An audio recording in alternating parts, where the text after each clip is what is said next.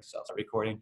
But welcome. Good to have all of you guys that are out there, the attendees, and good to have you, Dan. Thank you for coming on and even coming on video. First, you're saying, hey, I'll just do this behind the scenes, but I think it's nice for folks to see who's presenting here. Just to give you a little background on Dan. Maybe Dan, I should let you give more background, but Dan is with Triple S, and really your title there is taking care of strategic accounts. Is that correct? Yep, and strategic programs as well. So what's that really mean, Dan? How about you just tell us what that means?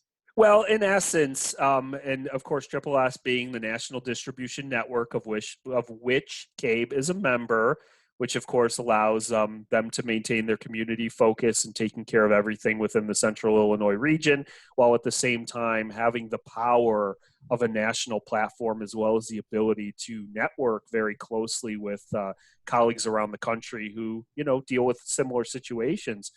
But my account or my specific role is really to help the customer, to help all the end users, to help all of you who have joined us this morning.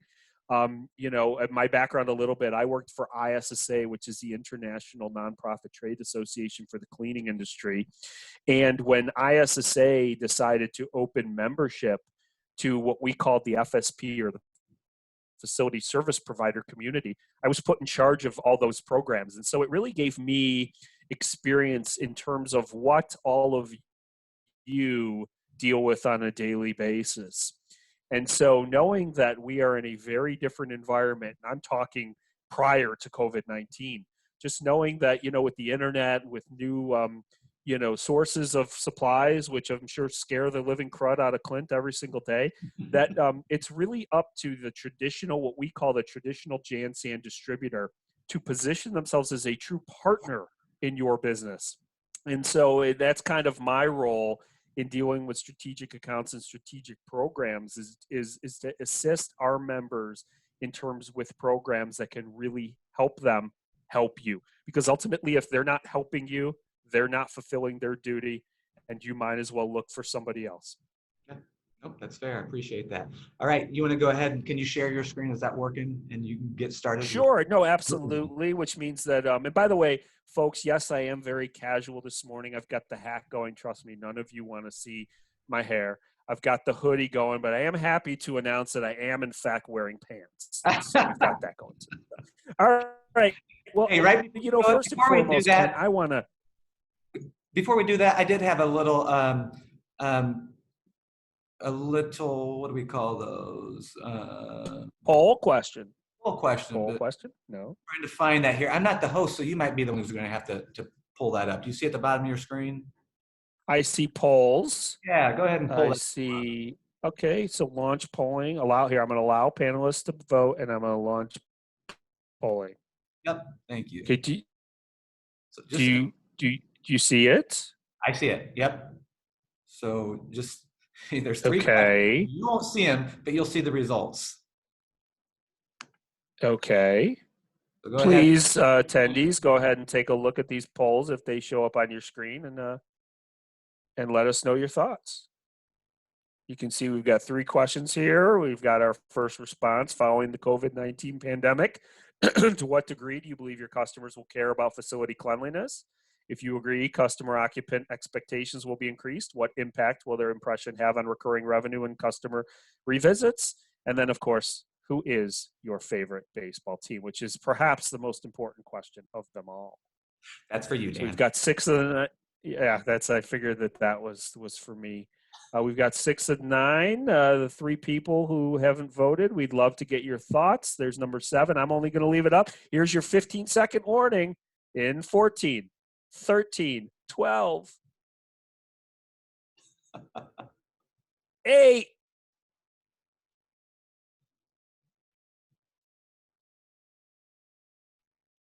all right, time is up. No more ink. That's from Ink Master, one of my favorite shows. All right, so now I can see the results, and all 9 people voted, so we've got perfect attendance on the day, and all 9 agree customers will be extremely concerned about a clean, safe environment. It's 50-50 between those of you who think that the impact on revenue and customer revisits will be significant. Fortunately, nobody said not significant. Those others said somewhat significant. And we've got 7 people who I'm immediately in love with. That is those of you who love the Chicago Cubs. One person who I'd like to remind you that we are now on April 23rd, and the Cubs have yet to lose, while the Cardinals have yet to win this year. So there you go. And one person who is a neither, and I want that person to please type into the chat box exactly who your favorite team is. So I'm going to share those results, which I guess I could have done in the first place, but this was kind of thrown at me. So Yeah, you did get thrown at you. Sorry. So, okay. So I'm going to bring up, you know what? I'm going to go ahead and share my screen. It's the Atlanta Braves. Okay, I can appreciate the Braves. In fact, my kids and I went down to SunTrust, which I guess has a new name this year, last year, and we really enjoyed the stadium and I like Ronald Acuna Jr. a whole lot. So we're going to bring up. All right, are you seeing my screen now, Clint? Sure. Fantastic. All right. Well, first and foremost, I would like to thank Clint, the entire CABE team, for having me this morning and giving me this opportunity to present. But much more importantly, I'd like to thank those of you who have joined us this morning for a session on what we call the power of clean, making a true investment. And this is something that I am extremely passionate about and have been passionate about for, frankly, many, many years. I mentioned that my career in this industry started with ISSA, the International Nonprofit Trade Association. And when I was there, this has got to be going on 8-9 years ago, we developed an initiative called the True Value of Clean. And the ultimate goal of that was to help everybody understand the real impact that cleaning has. And whenever I would give those presentations before, of course, we got hit with COVID, I would always start off with this slide, where I would say that what we really need is a new mindset in terms of how we view cleaning and its impact on all the things that we care about. And once we're able to adopt this new mindset, that is when we can enjoy new and better results. And it was easy to understand why exactly cleaning wasn't necessarily given the respect that we would have hoped and that we wanted. I mean, you know, as facility decision makers, as people who are in charge of different types of facilities, we understand. Clint understands, his team understands. You're dealing with a wide variety of issues. There has traditionally been a lack of awareness regarding the value of cleaning, a misunderstanding regarding of what happens when we do in fact reduce the budget and the benefits that we can enjoy when we do improve cleanliness. And at the same time, it's been so difficult to validate service performance and quality, difficult to distinguish between potential suppliers and service providers. And ultimately, what we found is I've traveled around the country back in the good old days, as I call them, when I could actually meet with people face to face, is that many people would say, you know, look, it's easiest just to accept the lowest price, and cleaning has become viewed as a commodity. Well, this was the old days. And then all of a sudden, about 2 months ago, we entered a brand new world when we were introduced to this awful, terrible thing known as the coronavirus, right? And suddenly, our reality has changed. And as we look forward, I like to call it Corona Palooza. And whenever we're able to put Corona Palooza in our rearview mirror, and once we're able to open up our economy and our businesses, we have to understand that we are all going to be facing a new reality. The fact that, and I'm thankful that everybody agreed that this is in fact the case, but facility occupant expectations are going to be heightened. They will demand a clean, safe, and healthy indoor environment. And customers, guests, and facility occupants are going to be concerned about getting sick as a result of visiting facilities of all types. We sent out a much more broad-based poll to about 300 different individuals in all different markets and all different facility types. And we started off with a very simple question, which was, when you visit a facility in the future, are you going to be concerned with these things? And I think that it was 100% unanimous that there is going to be that level of concern when we get on an airplane, when we go to a hotel, when we go to a restaurant, when we go to visit our child's school, when we go buy a new Cubs hat, whatever the case may be, or a new Braves hat, or even a new Cardinals hat. We are going to be concerned about these things, and we're going to expect, our customers are going to expect that we are doing everything we can to protect against public health outbreaks. And we want to make sure that the facilities have our best interests at heart. So at the end of the day, what we really need is we need an injection of confidence. We want to know that when we walk into facilities, when we do all these things that we used to frankly take for granted, that everything is being done to protect occupant health and safety. And what this truly involves is a full understanding of what we call the power of clean. Things that we have known for a very long time. And frankly, I have a feeling that those of you who are on this session this morning probably had an inkling of this and were willing to invest in this concept as well, because of the fact that you're taking the time and you're making the investment this morning to be with us. You are likely ahead of the game. But at the end of the day, far too many facility decision makers never understood the realities of the true power of clean. The fact that when we cut the budget, it will create unintended consequences that will impact revenue and the bottom line. That when we improve cleanliness and the quality management of effective cleaning, it will have a very real financial ROI. And here's obviously the big one in a post-COVID-19 environment, that when we make investments in hygiene, we can improve occupant wellness, we can increase employee productivity, and we can, in fact, meet the new expectations and instill the confidence that facility occupants are so desperately looking for. Ultimately, position cleaning as it should be positioned, and that is as a valuable and necessary investment, an investment in people, an investment in our facilities, an investment in the environment, and ultimately, because money matters. Okay, I'm not going to sit here and tell you that, you know, in the future we're going to be spending, we're going to take our frequencies for cleanliness and increase them eightfold, and Clint is going to be dancing around big mountains of cash because of all these products and things you're buying from them. And the fact that you're saying, Clint, please send your team in to do some training, it's not going to happen because you have financial realities. Yet, once we understand that cleaning is in fact a valuable investment that has an impact on the bottom line, we can make the smartest decisions in order to meet those new expectations and instill that confidence. And what we've discovered is that cleanliness, effective cleanliness and cleaning, has a positive and measurable impact in 6 key areas. Number 1 needs no introduction in today's environment, and that's cleaning for health.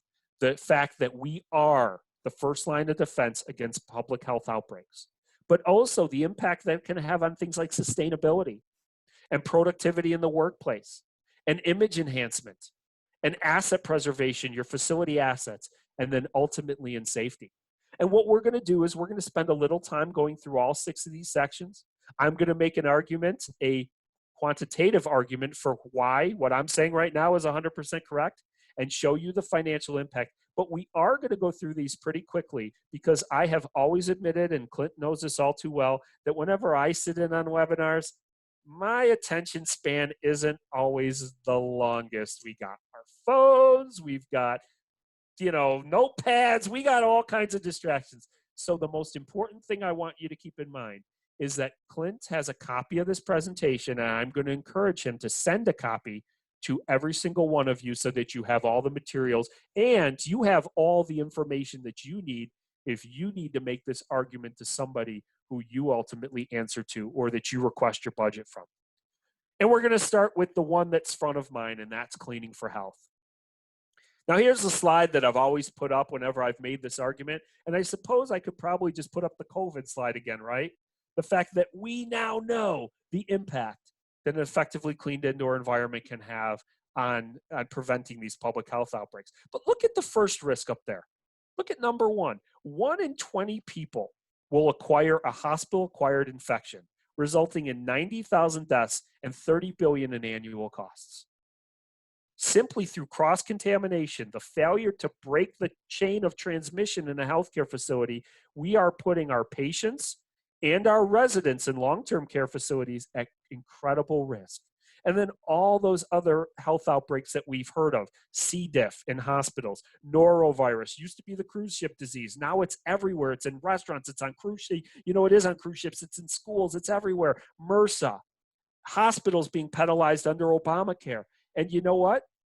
H1N1, SARS, MERS, the Clint Cabe virus. We don't know what's coming next. We have no idea. We could have COVID-19, COVID-20, COVID-27, COVID 9,486. We have no clue what's coming next. But what we do know is that the risks are very real. And the other thing that we know is that cleaning can and will make a difference. Studies showing that effective cleaning can reduce the probability for just the common cold and flu by 80%. How about hand hygiene? The number one way we prevent cross-contamination is through an effective hand hygiene program. 21% reduction in respiratory illnesses, 35% reduction in gastrointestinal illnesses, hand washing and the use of wipes, 80% reduction in the spread of viruses in healthcare. And how about the school buses? One of the most commonly forgotten things. If you've been on a school bus lately, you know that there's a lot of gross crap going on school buses, right? And just by implementing an effective cleanliness and disinfection program, we can reduce bacterial contamination by 75 to 89%. And how about the dollars, right? Well, preschools. What happens to our bottom line if we implement an effective infection control program in a preschool? Well, what are we doing? We're improving number of illnesses, 24% improvement. We're improving the number of days the kids are out of school, 46% improvement. And look at the dollars. What Jerry Maguire, I'm totally dating myself here, said, show me the money. Per child illness costs through this infection control program reduced roughly in half. Annual savings at one preschool of roughly $23,560 for those 38 children. If you extrapolate that to all children over the course throughout the United States, you're talking about savings of $974 million. Talk about a stimulus package. And of course, we've also got it in healthcare. A 6-month study of using specially trained cleaners and cleaning best practices, where we identify those frequently touched surfaces, right? Yeah, we want to focus on the tray table, but where's the key area to focus on? The underneath side of the tray table where the folks actually grab it. And what happens when we implement these programs? 48% reduction in C. diff, reducing individual cases by 85 and annual savings of $413,000. Cleaning matters as it pertains to health, and not just to prevent COVID, to prevent all those icky things that we don't want in our facilities. It is the frontline defense, and it does make a difference. And so, when I usually do in-person sessions, I challenge people. I say, what do you call the people who are responsible for keeping facilities clean? And I hear the same common answers that we all know. They're janitors, they're custodians. In healthcare, they're often called EVS professionals. Well, I'm a big believer that their job title ultimately is public health defender. That is ultimately what they do. That when we ask them, hey, I got a new job. What are you doing? I'm cleaning the local school. I'm cleaning the local bank. No.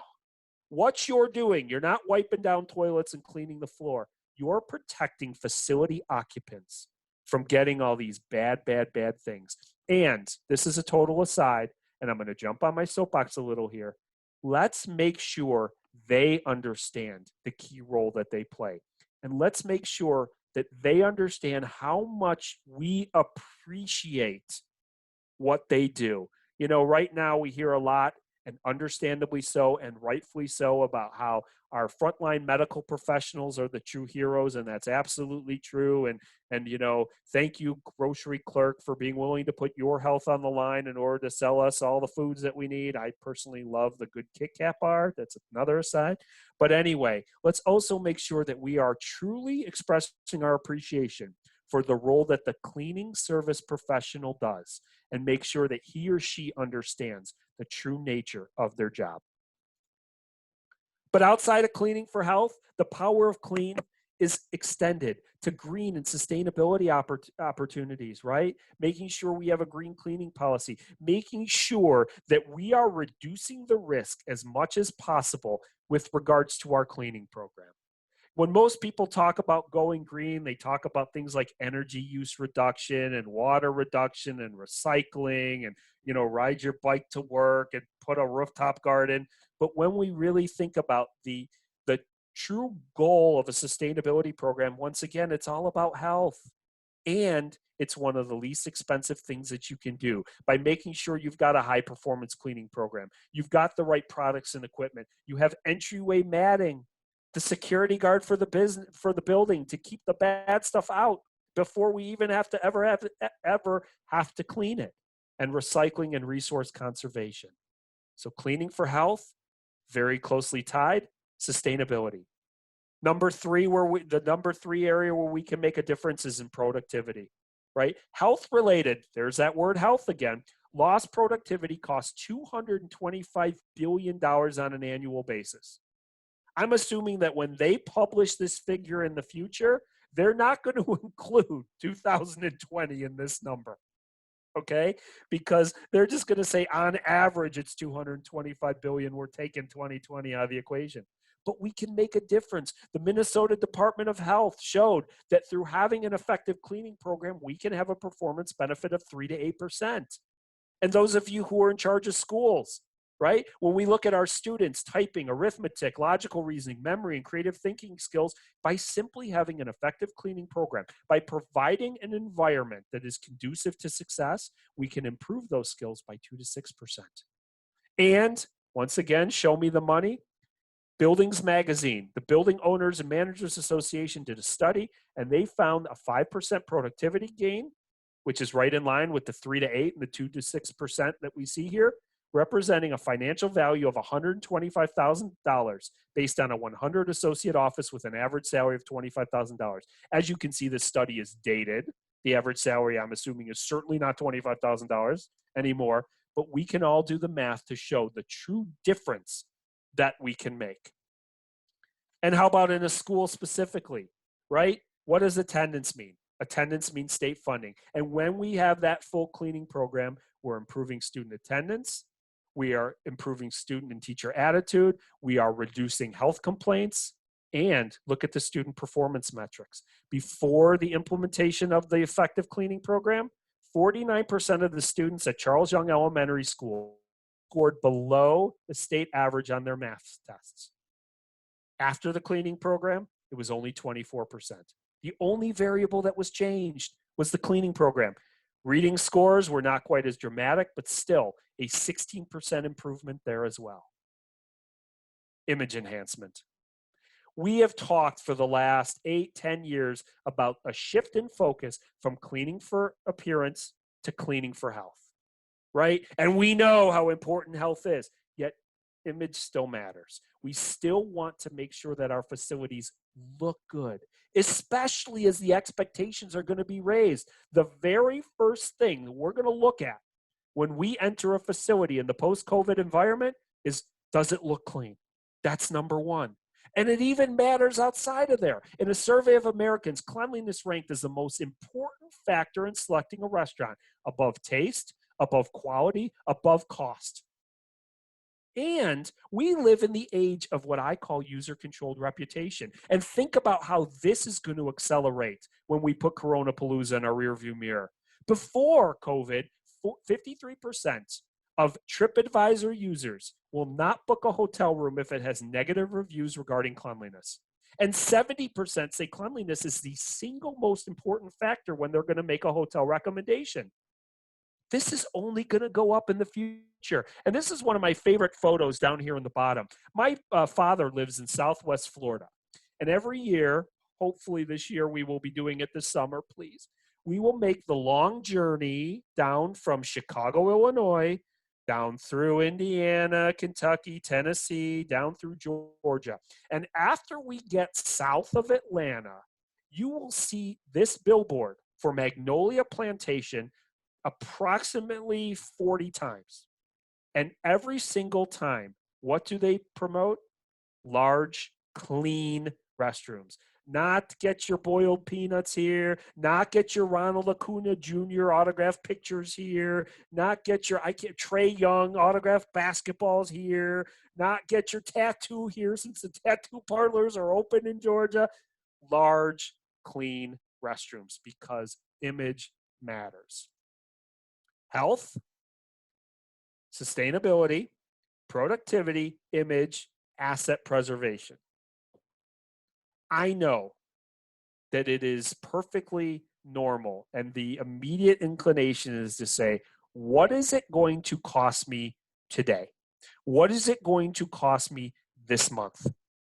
Not asking, what will it cost me over the entire life cycle of a facility asset, be it the flooring, be it the carpeting, be it what the furniture, whatever the case may be. Yet we know, and I do not have any statistic slides here. I'm sure Clint can get this this type of data from the carpet manufacturers and the people who do floor care equipment and chemicals.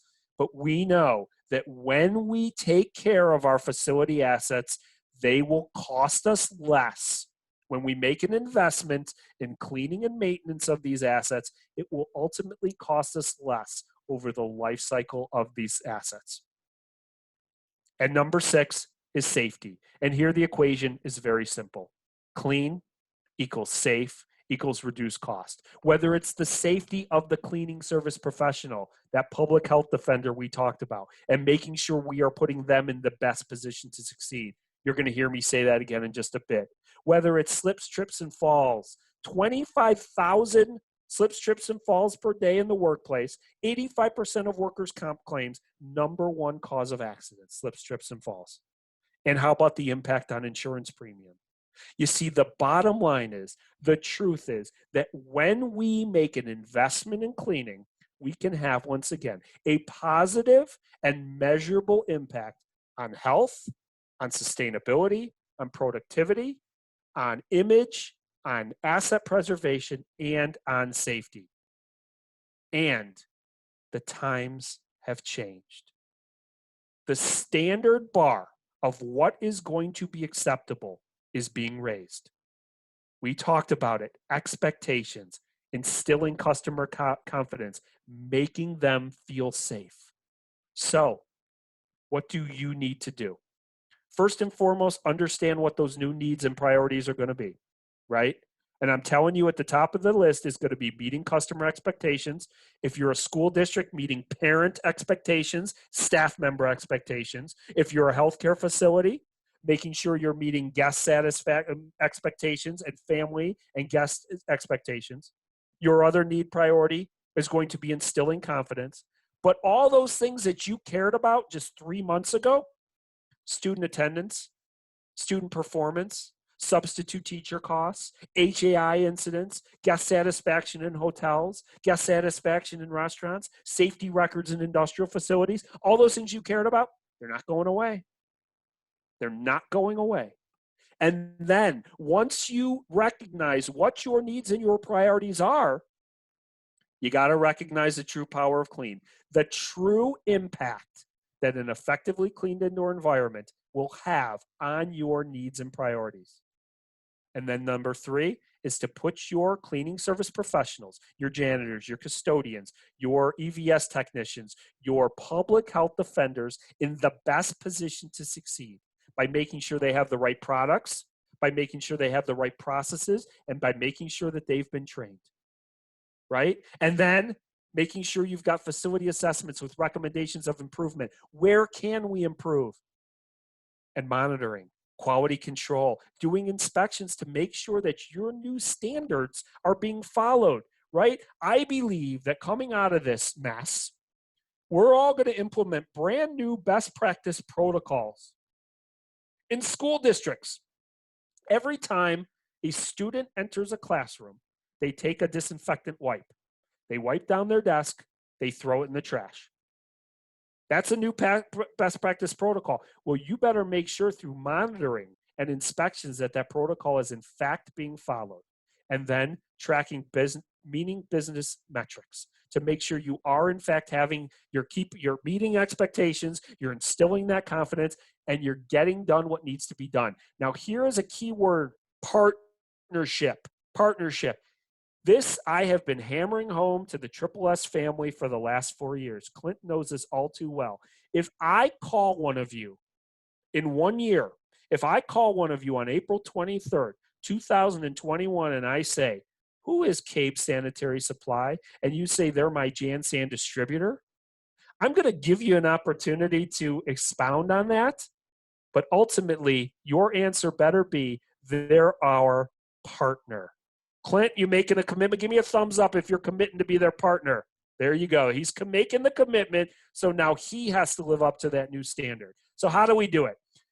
Well, CABE and all the SSS membership have access to a program that we put together called the SSS Gateway Program. And what SSS Gateway is at its essence is it is a mobile application that you use on your phone or a tablet for the collection and reporting of any and all data that you could possibly want, including, as you'll see, cleanliness data, including, as you'll see, best practice protocol compliance, training compliance, all those things. Ultimately, what we want to do is prove the power of clean. Tie effective cleanliness to positive business outcomes, regardless of whether those outcomes are traditional ones like student attendance and substitute teacher costs, HAI incidents, or whether they're meeting the new expectations and instilling that confidence. And go back to that very first thing where I said that you'll have to understand your needs and priorities. You have to ask yourself a question. In a post-COVID-19 environment, what does success look and feel like to you? What do you hope to accomplish? In schools, once again, now I want you to keep in mind that meeting new expectations and instilling confidence flows through all of these different facility types and markets. But in schools, we've already mentioned them: student attendance, student performance, state funding, substitute teacher costs, healthcare, HAIs, patient and resident satisfaction, hospitality, guest satisfaction, retail, repeat customers, industrial, safety, commercial office buildings, tenant satisfaction and retention. This is ultimately what you're judged on. And this is what we want to prove that effective cleanliness can have an impact on. And you have to make sure that all these different business outcomes are in fact measurable. Each general goal needs to have a metric so that you can in fact ensure that you are meeting those goals. And for those of you who have to go to somebody to get your budgets approved, this is the ammunition you need. This is the justification that you need in order to get that budget that you need to do an effective job. So for example, once again, if you're mostly concerned about healthy occupants and guests, you're going to want to know about other outbreaks, health complaints. If you're worried about favorable image, here you're talking about a national reputation score, and on and on and on. So how do we demonstrate success? We demonstrate success through the use of this new Gateway program. This centralized, easy-to-use data hub, which is facility-specific. It includes individual missions or assessments or data measurements or inspections that I'll show you in a second. It allows for full photo evidence. So if Johnny, the public health defender, is not doing quite the job you want him to do on the urinals in the boys' restroom, snap a quick photo. Accountability. It's got full confidentiality and non-disclosure, so we don't have to worry about your data being shared with anyone you don't want it to be shared with. Full reporting capability, and perhaps most importantly, full customization. So what I'm about to show you is the 4 main missions or assessments or inspections that come built into the program. But I want you to keep in mind that when you start to utilize this program, not only can we change anything that may not meet your needs, but we can also create anything that you want from scratch. So let's take a look. These are some screenshots from the actual mobile application. First thing when you enter the application is you see a list, you will see a list of your facilities. So for example, here on the left, we've got the Wagner Family Funhouse. It's really fun. You're all welcome to join. You're all welcome to come here as soon as we lift this stay-at-home thing, okay? Got Benjamin Franklin Elementary up here in beautiful Glen Ellen, Illinois. We've got our hospitals. We've got junior high, et cetera, et cetera. Once we click on a facility, we are brought to the inspections or the assessments or missions. Those words are all interchangeable, that you can then perform at these different facilities. So that's the second screenshot that you see here. Here we've got a business goals and outcomes tracking tool. We've also got our cleanliness inspection. 4 different types. Assessment number 1 is our initial assessment, where we go through our facility and we assess everything. We learn everything that we could possibly want to know about our facilities. So number 1, we have all the information possibly want to know about metrics in a school, number of students, number of teachers, square footage, cleanable square footage, about the different room types, right? So for example, here's classrooms, what type of flooring is in the classroom, how many desk chairs are in the classroom. Why is this so important? Because this helps us set the stage for what our cleaning program looks like. It asks about all different type of room types. It asks about the classrooms. It asks about the restrooms. It asks about the office space. It even asks about the baggage claim and the security areas if you happen to have those. As you can see, I cut and paste this from a presentation I once did for an airport. Sorry about missing that update. I'll update that, Clint, before we send it out to your entire team. But in other words, it really asks about all the different areas. And then it asks about what products are currently being used. And then what does your cleaning program currently look like? What type of policies do you have in place? Everything you possibly want to know about the facility and your cleaning operation, so that we have everything in a central location, so that we can identify improvement opportunities and where there may be shortcomings, and where we can best design the cleaning program that works best for you, those best practice protocols, so that your needs are entirely met and your standards are met. Mission type number 2 is where we actually are able to track business outcomes. So once again, we will pick the things that matter to us, the things of what does success look like, be it healthy occupants, healthy guests, favorable image and reputation, et cetera, et cetera, et cetera. And then we actually track those key business metrics over time. What were the metrics when we first started the Gateway program, when we first implemented this new cleaning system? What were the metrics the last time a review was performed? And what are those metrics as of today? So for example, if you want to know if expectations are being met, maybe you're at a 82% expectation range, then you go to 84, then you go to 96. You're making progress. You've got the ammo you need to justify your budgets. Maybe you're in a healthcare facility and you're really worried about HAI incidents. Well, maybe you had 78 during the first quarter, and then it went down to 74, and then it went down to 54. Imagine the power of being able to track that information. Number 3 are our traditional quality control cleanliness inspections, where we go through a facility and we make sure it is in fact being cleaned to the standard that we've set, allowing for subjective analysis. In other words, what do we see with our eyes? Do the desks visually look clean? According to a proprietary SSS rating system that you're going to see in a second, what is the rating of the desk? What is the rating of the chairs? What are the rating of the other horizontal surfaces? What's the rating of the doorknobs? What's the rating of the teacher's desk, et cetera, et cetera? But it also does allow for objective measurement, including UV marking, where we mark the material, the surfaces before the cleanliness, and we go in and see if they were in fact wiped clean. And if you happen to use ATP measurement or any other type of scientific measurement, it can allow for that testing as well. Now, as mentioned, we have created a proprietary cleanliness rating system based on 4 color-coded tiers: green, blue, yellow, red. And they are based on what I call the reasonable person standard. So here is an example of what green looks like. As you can see, green represents the optimal level. The facility, room, surface, or item is very clean and in a like new condition. Its overall cleanliness condition is excellent. There is a numerical correlation. On visual inspection, it clearly looks clean. Is immediate attention required? No. You can read all this yourself. But ultimately, what would a reasonable person say? That is clean. Now, once again, if you don't like this system, if you prefer to use numbers, if you only want to use a pass-fail system, heck, if you want to use greatest players in St. Louis Cardinals baseball history, where the top level is Albert Pujols, and then you got Ozzie Smith, and it goes all the way down to Bo Hart. Who remembers Bo Hart? Second baseman who had about 6 months with the team a while back, right? You throw a Ray Langford in there. Actually, Stan Musial should be number 1, okay? Let's not kid ourselves. If you want to do that, what did I show you before? Full customization. We can do that for you.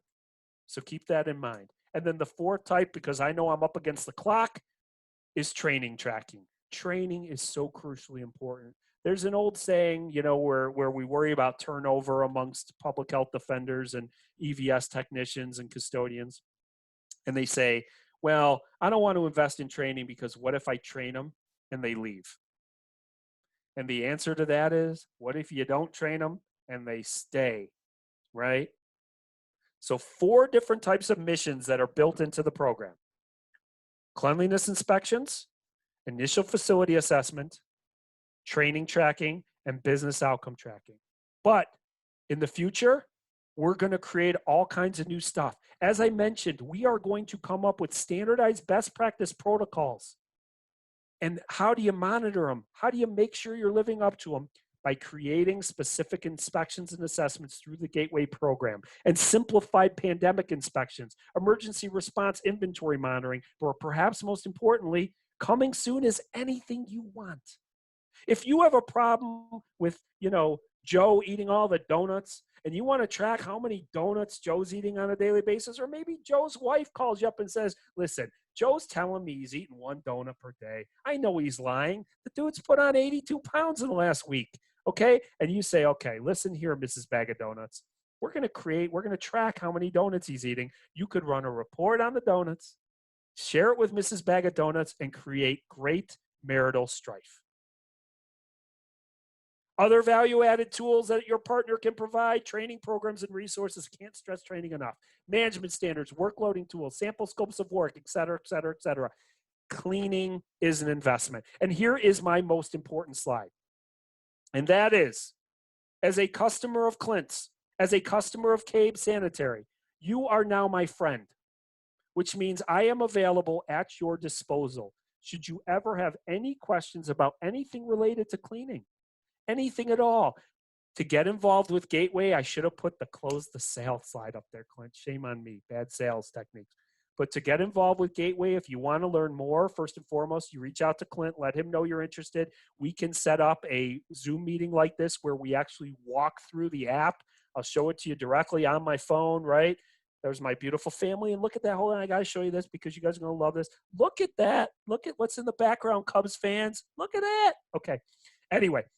Anything that you need, I am here at your disposal. I have been grounded. I usually spend a lot of time going around the country, but I'm stuck in my home office, right? Not shaving, wearing a hat.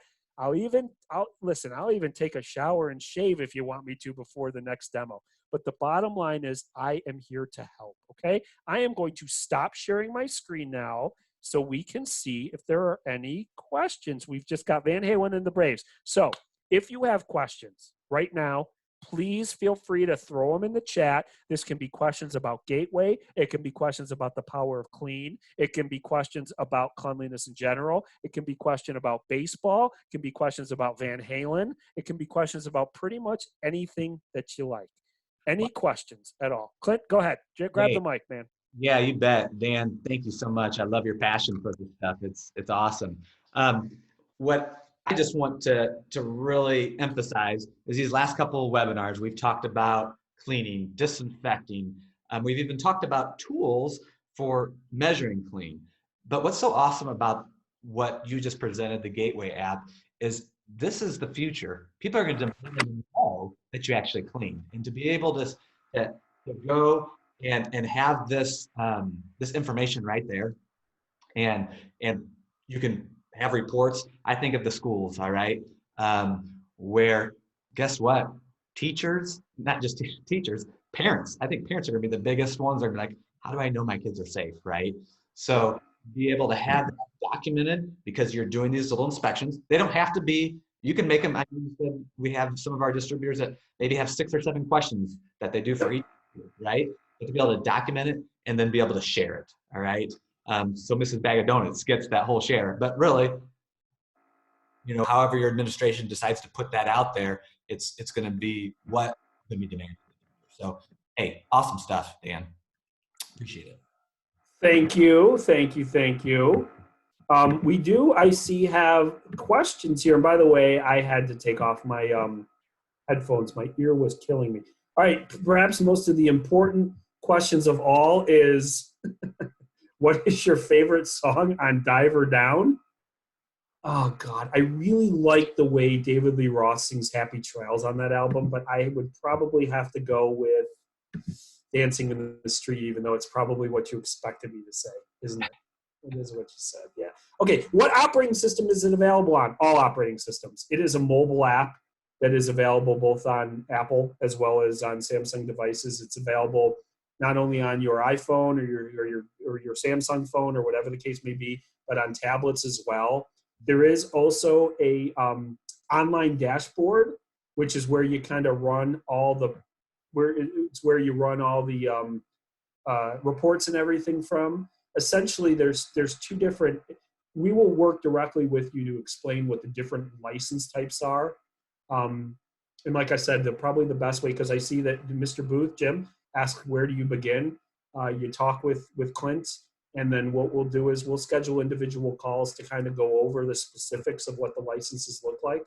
So, Jim, I recommend that we schedule a call to follow up, so we can go over all the specifics. For Jim, you and me, and so we can get that set up. Yeah. So I have to ask you, Jim, what is your favorite song on Diver Down? So you gotta type that in, man.